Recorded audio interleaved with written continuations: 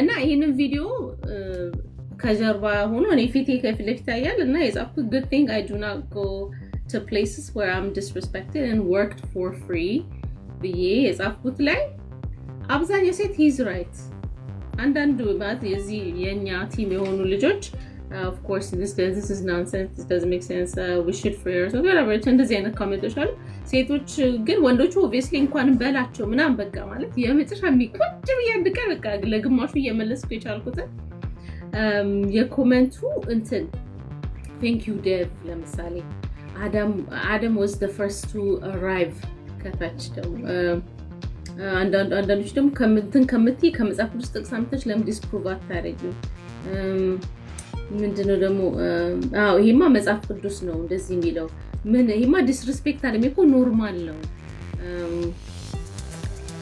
ምናምን ተባረክ ደግሞ የተባረክ የሚለው ብዛቱ እንዴ ከአካውንቴን ያለ እንዴ I'm not Dave by the way good thank you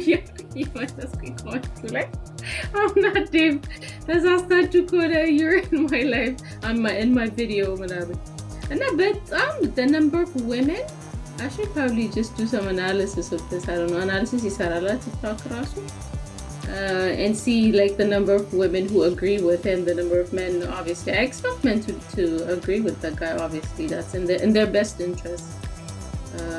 Good. I was so surprised enough. This is how everybody is delusional, right? Anyway. You're really surprised, or you just saying that?